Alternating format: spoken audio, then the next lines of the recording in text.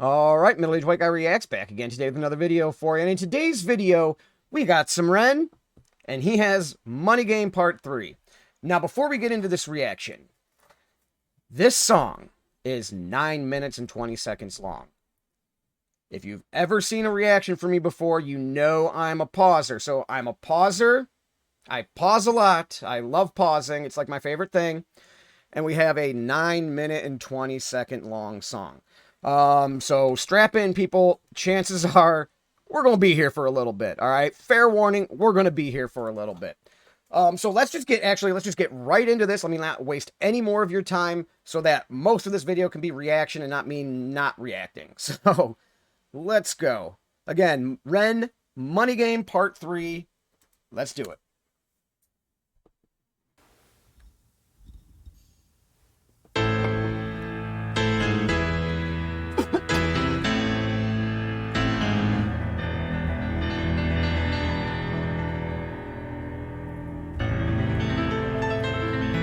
Ooh.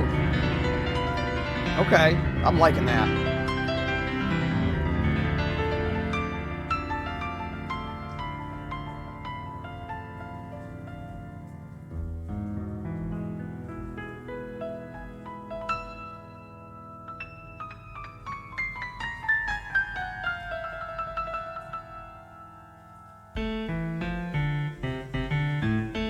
Oh yeah. Oh yeah. Oh yeah. Oh yeah, we're liking this. I love piano and music though. I'm a sucker for piano. Piano and violin.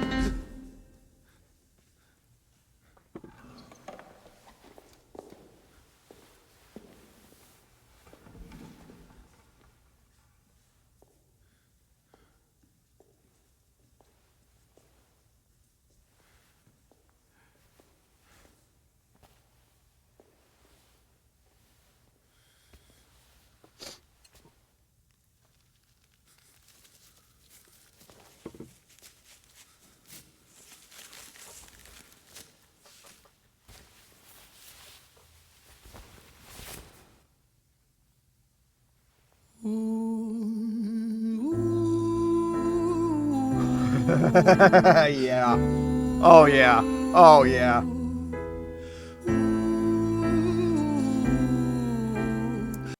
Okay. All right. I am already getting high Ren vibes. I am already getting high Ren vibes from this. Anybody else? Anybody else? I mean, the woo-woos. I can't do it. I have no, I don't have a good voice. But yeah, this is going to be epic. I have a feeling this is about to get epic. Let's go.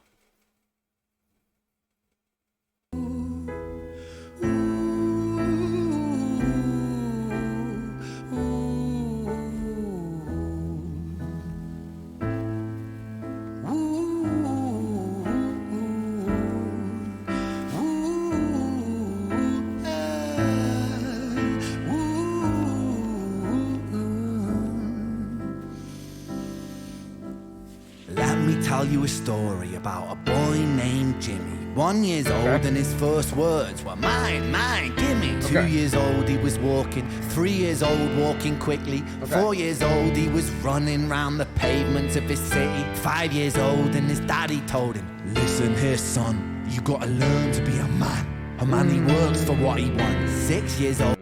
Oh, hitting a little too close to home there, Ren. Hitting a little too close to home, buddy. Okay, so you got Jimmy. At 1 year old, he's like, mine, mine, gimme, gimme. You know, because that's a toddler's mindset, right? That's an infant, toddler, young child's mindset. It just matters about their wants, their needs in that moment. So then, okay, so you have him at 1 year old, mine, mine, gimme. 2, 3, 4, he's like learning to walk and run and getting into stuff around town. Well, not around town. He's not like running the streets or anything, but, in his neighborhood, he's running around playing and stuff. At 5 years old, his dad says, hold on, what did you say? Now I forgot. Something about being a man.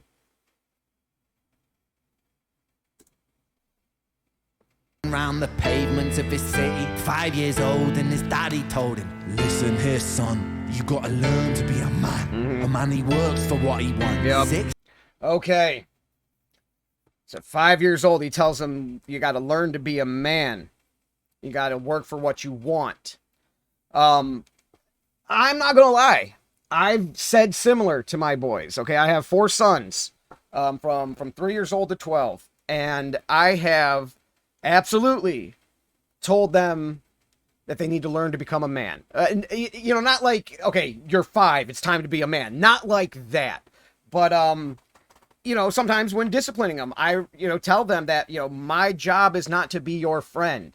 My job is to teach you how to become a man, how to become a functioning adult and be able to function and work in society in a positive fashion, right?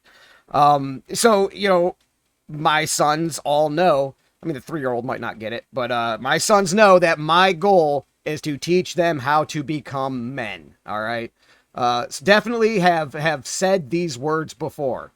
Let's go. And here, son, you gotta learn to be a man. A man, he works for what he wants. 6 years old and he's reading, writing, top of the bunch. And when he's 7, his progression made him student number 1. 8 years old and he's praised for unusual grades. 9, his parents paid for private school to nurture the flame. 10, 11, 12, 13, he ascends and ascends. His daddy tells him, son, money is the means to all ends. Okay. So now, from 5, tells him, got to learn to become a man. So 6, 7, 8, 9, like he's going to school. He's showing that he's a good student. He's one of the highest graded ones or whatever. He's top of the class. So at, what do you say, 8 or 9 or whatever, they put him in private school. Because, public school education, while good, while fine, depending on your area and what your public school system's like, focuses on like that middle ground, the not too high students and the not too low students. Their wheelhouse is those middle groupings of students, the average typical student, right? So what do you do when you have a high student? Not a high student, like a high graded student. You want to try to look into putting them into private school if it's affordable, if it's something that you can manage financially, right? Because in private school, they're going to get a little bit more attention, a little bit more one-on-one. They're going to push him beyond the curriculum for that grade level, if at all possible, right? So it's depending on the private school, just taking the typical like private school versus typical public, you're going to get a better education, okay, from the private school. So his dad's kicking out this money for the private school. Then where did that go from there? Hold on, let's go back. A private school to nurture the flame. 10, 11, 12, 13, he ascends and ascends. His daddy tells him, son, money is the means to all ends. And his dad tells him, hey, money's the means to an end. So this father is already, pushing him because he's a good student, because he's shown this, this knack, this ability to kind of, he's above his peers, essentially. He's top of the class. He's a bright kid. Now he's telling him, money's the means to an end. Money is basically what's going to get you what you want in your life. If you have money, everything else falls into place. And we all know, I mean, maybe we all don't, but, a lot of us has figured out money isn't the end all be all. It's good. We need it. Okay. We all need money, right? I'm not sitting in this house if I didn't have money. I'm not putting food in my stomach if I don't have money. I'm not getting back and forth to my job if I don't have money to put gas in my car to even have a car in the first place even. So we do need it. It's a necessary evil. But the way his father's framing it to him is that basically if you have it, you get as much of it as you need. It will get you anything you want. Okay. It's a means to an end. Let's go. And ascends. His daddy tells him, son, money is the means to all ends. 14, solving complex mathematical equations. Okay. 15, IQ 150, still elevating. Not 16, bad. he develops complex software code that detects weaknesses in cybersecurity protocols. 17, and he sells his vision, keeping the share. Nice. Not yet an adult, but he's practically a millionaire. Okay. So this kid put in private school, 150 plus IQ or whatever, all right? He's developing computer software, okay? So he's developing this software. and then he sells it. Okay, he sells it for a nice profit. Basically a millionaire at this point. What was he say? 17? At 17, this kid's a millionaire, right? Because he was smart enough to develop something and to sell it. So now he has acquired more money than a lot of us would ever probably see at one point in time, at the same time, right? Because, many of us will earn $1 million in our lifetime, okay? We don't see it all at once, though. So this kid has like $1 million right now. Let's go. Keeping the shack, not yet an adult, but he's practically a millionaire. 18 and his daddy tells him, now you're a man. This world don't give a damn about you, so take all that you can. 19, he turns up.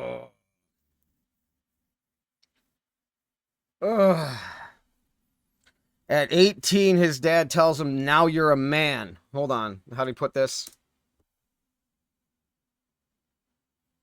This world don't give a damn about you, so take all that you can. This world doesn't give a damn about you, so take all that you can. That's rough. That's a rough statement because there's truth to that statement. There's truth to it. As a man, you're looked at for essentially what you provide. Now, I'm not saying that's like my family just looks at me for what I provide. They see me as a father and as a husband, and, me and my wife are a team. We work together to provide. But society as a whole looks at men based on what they bring to the table. Absolutely. 100%. That's how you're judged against other men. If you're out in the, let's just say, you're out in the dating market, okay? And you're dating women and you're competing with other men around your age, okay? You're going to be measured against those other men. And a big measurement for men, I mean, let's be honest, there's other measurement. I'm not going to go there. But a big measurement that is used is how well off are you financially?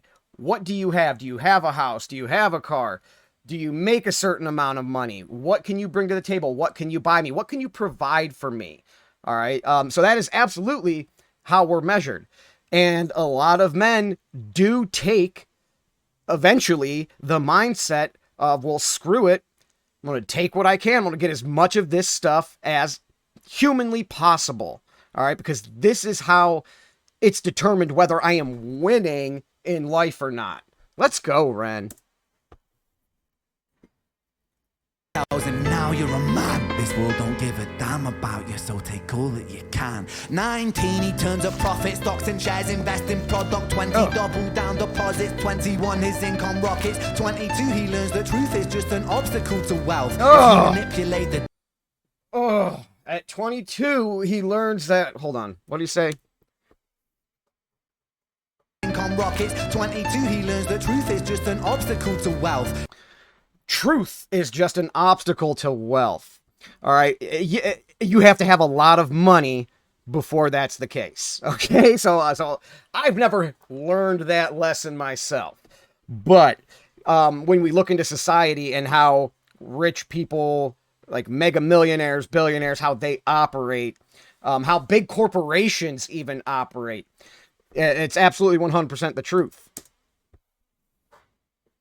21, his income rockets. 22, he learns the truth is just an obstacle to wealth. If you manipulate the data, then the truth is just an obstacle to wealth. So, truth of the situation, all it's doing is it's either going to hinder you from getting more money, okay? Take like companies that make a product that, one of the byproducts is something maybe harmful to the environment, okay? So they could either, deal with that caustic byproduct in a responsible way, but it might be costly. That's going to eat into profits, right? Or they could dump it into a lake or an ocean or a river, a stream or whatever, and then claim that there's no ecological factor to this. It's not proven. We can't link that this chemical does this or that, or whatever. And that's a lot cheaper, right? So profits soar and the environment around them crumbles. So, I mean, that's just an example of that. Let's go. 22, he learns that truth is just an obstacle to wealth. If you manipulate the data, then the lie will sell itself. 23, a life of luxury, crystal and cocaine. 24, he makes the Forbes list. They're applauding his name. God, man. 23, what's he saying? Oh, shit, how did he put this? Something about crystal and cocaine, right? Basically, that's what he's partaking in now. He's wealthy. Wealth. If you manipulate the data, then the lie will sell itself. 23, a life of luxury, crystal and cocaine. Crystal and cocaine at 23. You know, you put a shit ton of money in a young kid's hands like that, sometimes it is a recipe for disaster. In anyone's hands, really. And especially when you're in these circles where this is the norm, all right? Expensive bottles of champagne, tons of pure Colombian Coke, you know? It would be... I know when I was 23, that would have been a horrible recipe for me. A horrible recipe. It would have ended in disaster. So, let's go. Then the lie will sell itself. 23, a life of luxury, crystal and cocaine. 24, he makes the Forbes list. They're applauding his name. Damn. 25, and his daddy tells him, listen here, son, while you're sitting in that palace, that don't mean that you won. 26, a business shift. He switched. 25, you know, he's on the Forbes list, okay? He's already, he's got all the expensive alcohols and cocaine he ever needs on the Forbes list. His dad's telling him, you got a big palace, man. You got a bunch of money. You're doing whatever you want. You're doing big things. It doesn't mean you're won. Doesn't mean you won. The game's not over, right? It's not over yet. This is just the beginning, man. You know, don't sit back. Don't be happy with yourself at this point. Keep pushing. All right. While you're sitting in that palace, that don't mean that you won. 26, a business shift. He switches business to arms. He's 27, dealing nuclear and shells in Iran. 28. Oh, okay. So now we got Tony Stark. All right. So, you know, business shifts. He finds that, hey, whatever I was selling before, I was making a lot of money. It did good. I can make a lot more doing this, though. I could buy weaponry and nuclear arms and stuff and sell them to countries around the world. All right, now you're an international businessman, a big international arms dealer, for crying out loud. You're essentially printing money at this point. You are printing money. Let's go. Business to arms, he's 27, dealing nuclear and shells in Iran. 28, inside the Senate, money bought him a seat. He's 29, a role of counsel in the president's suite. Now he's 30, his daddy says you're losing the race. You're just a servant to the king, not even in second place. Oh, man. Okay, he becomes an arms dealer. And the money he's making, like I said, he's printing money at this point. Now this money is able to buy him things, be able to buy him power and influence. All right, now he's bought himself a Senate seat. And at 30 or whatever, his dad's telling him, you're not even in second place, man. What are you doing? Again, don't sit back. Don't be happy. Don't be content with just this. How did he put this? Hold on. Let me go back. 29, a role of counsel in the president's suite. Now he's 30, his daddy says you're losing the race. You're just a servant to the king, not even in second place. You're just a servant to the king. You haven't even reached the top. You're not in second, all right? The king is still there. That's the goal. You want to be over top everybody. You can't stop until you're king of the world, right? Ugh. Destructive mindset. Daddy says you're losing the race. You're just a servant to the king, not even in second place. 31, a big maneuver for his daddy's approval. Moving imports over borders from the exports out of Cuba. 32, moving grams, growing kilos at tons. He's 33, filling where... Oh. Damn. Okay. So now, with his father's approval, did he say? Now he's moving coke across borders. You know, because now this big money. I mean, you're printing money before, you know, now you're just making up how much money you want, essentially. This is probably not a good progression for him. You can't go, I mean, arms dealer is already sketchy enough. Like, you're kind of probably skirting some laws, and you're probably trying to weave in and out of the legal and illegal aspects. Now you're strictly onto illegal substances that you're transporting around, making shit tons of money, and definitely increasing and expanding your influence and power. Let's go. Cuba 32, moving grams, growing kilos to tons. He's 33, filling warehouses with powder and guns. 34, turf war with nobody to stop it. Blind eye from the po-po inside of his pocket. Okay. I told you we were going to pause, right? I told you we were going to pause. I warned you. So now he gets to a point, he's still selling guns, he's selling coke, and now there's a turf war. Okay, so maybe it's another dealer, okay? And there's no one to stop it because the police are already in his pocket. He's already paid them off. Ugh, okay. Die from the po-po inside of his pocket.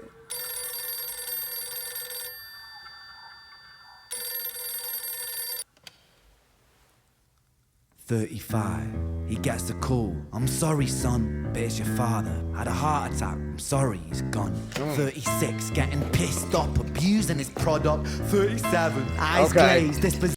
Okay. Now here comes the downfall, right? From 1 to 35, that was him building an empire. Building an empire. His dad passes from a heart attack. Now he's drinking, okay? Interested to see where this goes. I have a feeling it's not going to be a good place, though. Let's find out, though. 36, getting pissed off, abusing his product. 37, abusing his product. Abusing his product, so he's doing a bunch of coke. Okay. And drinking alcohol, obviously. He's getting pissed off, abusing his product. 37, eyes glazed, disposition demonic. 38, with a prostitute, a moment of passion. Heating up a silver spoon and then chasing the dragon. 39, getting...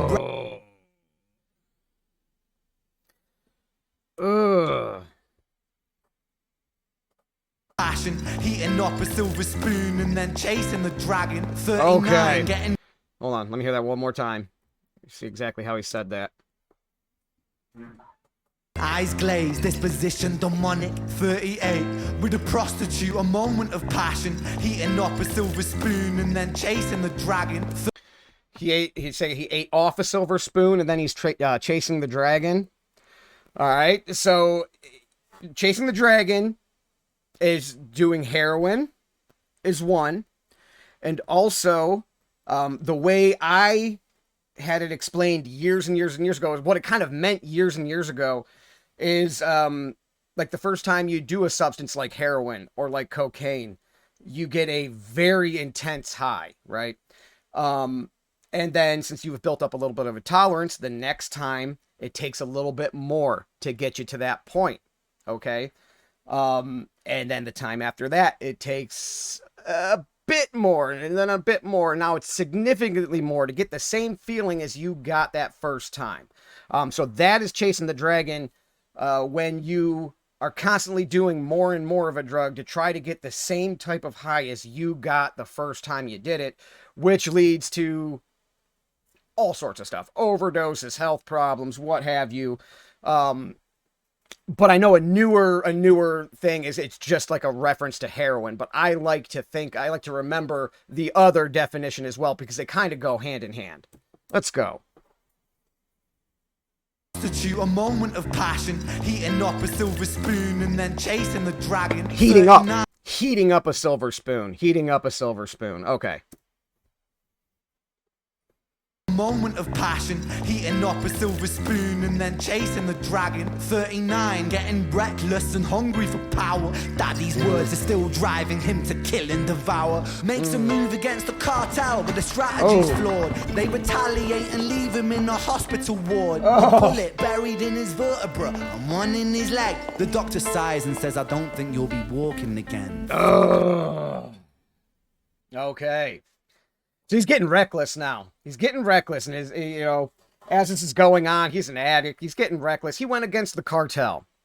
All right, now there's a cartel war. All right, and they're specifically targeting him, and they shoot him in the back. He has a bullet in his vertebrae. Not good. Definitely not good.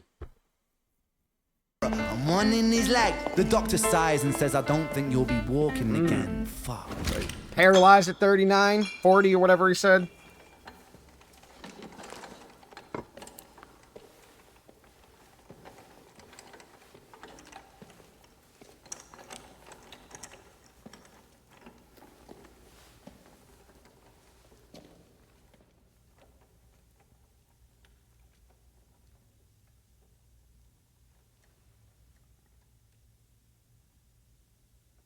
Violins. Love it. Cellos or cellos, right? Double basses? Let no, me cellos. tell you a story about a boy named Jimmy.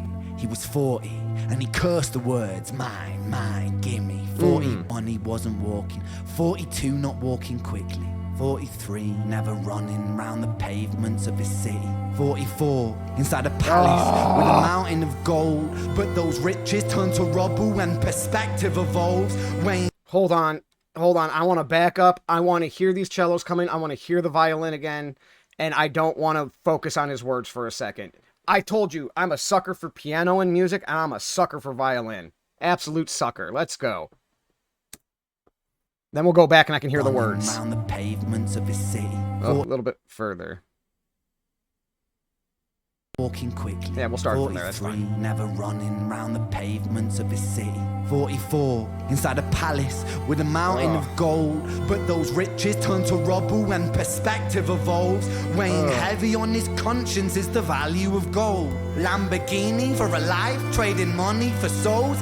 Jimmy followed the code inside the land of the free. Put your hand inside the cookie jar, take more than you need. And his example is exaggerated versions of me, and it's a version of him, and it's a version of... Okay, let's go back and I'll hear the words. I just wanted to hear how those violins and everything were coming through. That's awesome.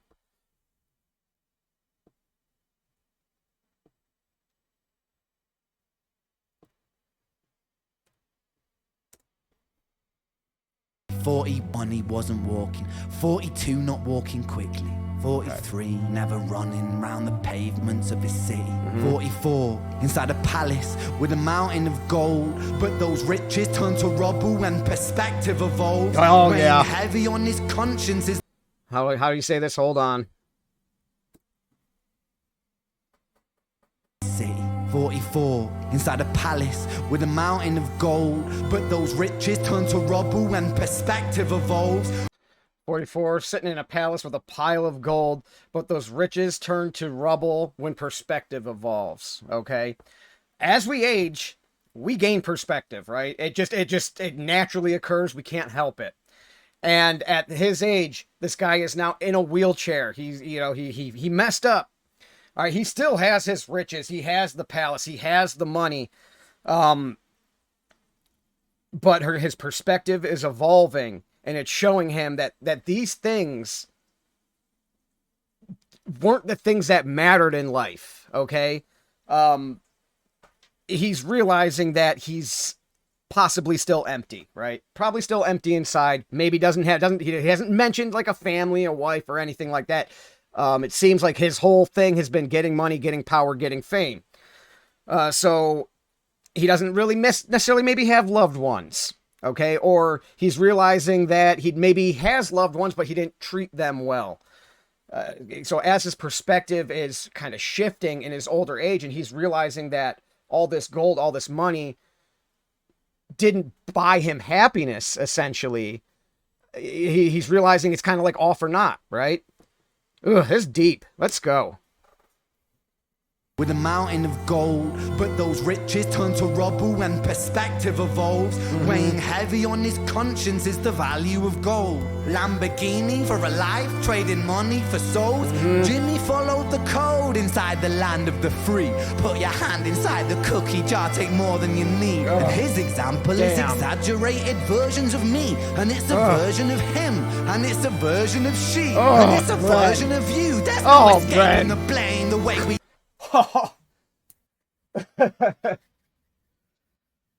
Oh, and he's fucking right too, isn't he? He's absolutely fucking spot on, isn't he? God damn it, Ren. All right, let's go back a little bit and hear that again. Damn it, dude. That's deep. It's facts too. The land of the free. Put your hand inside the cookie jar, take more than you need. And his example is exaggerated versions of me. And it's a version of him. And it's a version of she. And it's a version of you. So this story is an exaggerated example. It's a version of him. It's a version of that person, me, okay? He's saying this is a version of all of us. All of us struggle with these desires. Maybe we've taken similar steps or whatever. We've been programmed by society to find value in these things. All right, so it's hard to break away from that. And none of us are squeaky clean, right? None of us are. We all have blood on our hands. We all participate in exchanges of goods and services and money, and we perpetuate this stuff. Ugh, Ren, man, come on, don't hit me with truth like that, man. I like ignorance is bliss sometimes, man. Come on. All right, let's keep going though. That's deep. And it's a version of him, and it's a version of she, and it's a version of you. There's no escaping the blame. The way we live is parasitic. Fuck the money and fame. Call the music.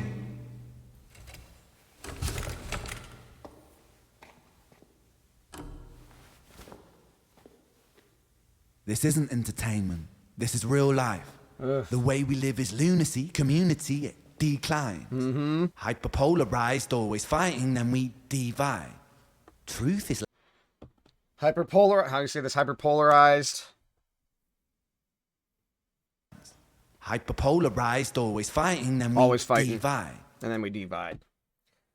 Yeah, and I've mentioned this on other songs, on maybe some of his songs, but that's the goal. That's the powers that be. They foment this division between the citizens.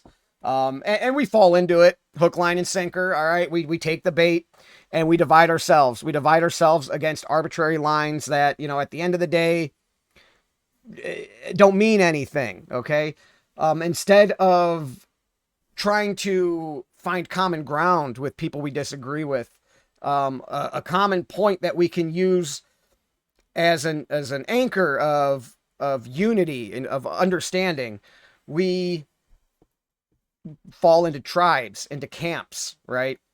Because citizenry is a lot easier to manage when it's just all a bunch of small tribes instead of a huge population, okay? And it's our fault. It's their fault for pushing it. The powers that be, whatever you consider that. It's our fault for falling into that trap, though. And a lot of us, even though if we might not want to, we do. Even if you think your way is the right way and anybody else who doesn't agree is a heathen, is evil, whatever, that's what they want you to think. And by you thinking that, you're perpetuating it. So, that's a very, very harsh truth right there. Declines. Hyperpolarized, always fighting, then we divide. Truth is less important than the money that we designed. Money's an invention. Politics from our invention. They all come from people's ideas. Did I mention? Border's an invention. Law and order fuel the tension. It leads to people killing each other. My solution?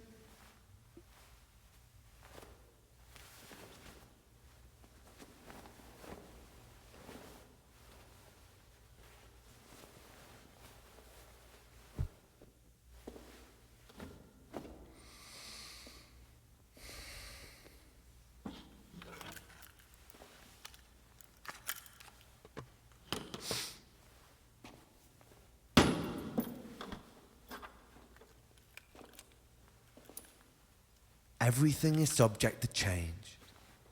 We could build utopias if individuals were taught to use their brains. But if we teach kids in schools to always be sheep and put themselves before the herd if there's more money for me, then there's no future I see where the humans survive. We're parasites inside a petri dish with cannibal minds. Okay. All right, so you're saying, hey, man, like, you know, we could have these utopias. I don't know if I necessarily agree with that. All right, because at the end of the day, human nature is a thing, and you can't remove us from it. All right, if you did, then possibly yes. But every individual person, you know, is going to look out for themselves to a certain extent. Like, even the people who, like, you know, are worried about other people and are kind of selfless or whatever, there's a certain amount of self-preservation that we all have, okay? So, in theory, it could work if you got people to give up their individuality and work towards a common goal, whether that means they're going to suffer or not. And it would be, you're hard-pressed to get millions and essentially billions of people to do that at the same time for the greater good. So I understand his point there, but I kind of have to push back just a little bit on that one. But let's go. Like I said, just human nature will not allow that. We're parasites inside a petri dish with cannibal minds. Mold will grow upon the surface and consumes till it dies. And our fate could be the same without this story to the wise.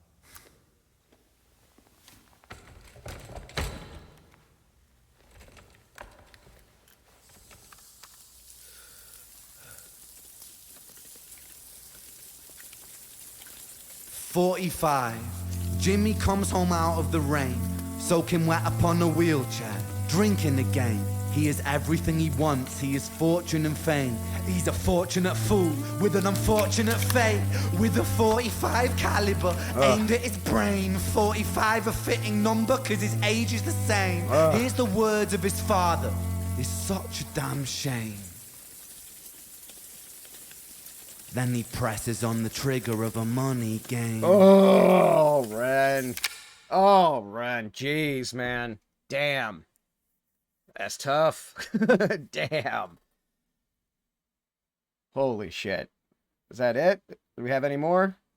What's going on My here? inspiration is just Yep. All right. Well, that'll do it, man. I don't know if he's going to ever do a part 4, but if not, that's a fitting end to the Money Game series. Fantastic. I mean, that is High Ren to me is above that song. Barely. This is right there with it, though. How he kind of, you know, walks us all through that guy's life and showing how every individual step led to what happened when he was 45 years old. Fantastic song. This is another, like, instant classic work of art. This is, you know, like I said before, Ren is not like a rapper or a rock star or a pop artist. He is just simply an artist. He just, like, you know, there's just not words to describe what this guy is. And this song is a perfect encapsulation of all that. But that'll do it, I guess. That will be the reaction. Middle-aged white guy is out. Peace.